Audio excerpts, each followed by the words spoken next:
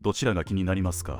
考えず直感で選んでください。白猫、黒猫、この空気感が好きだったらそっとチャンネル登録を。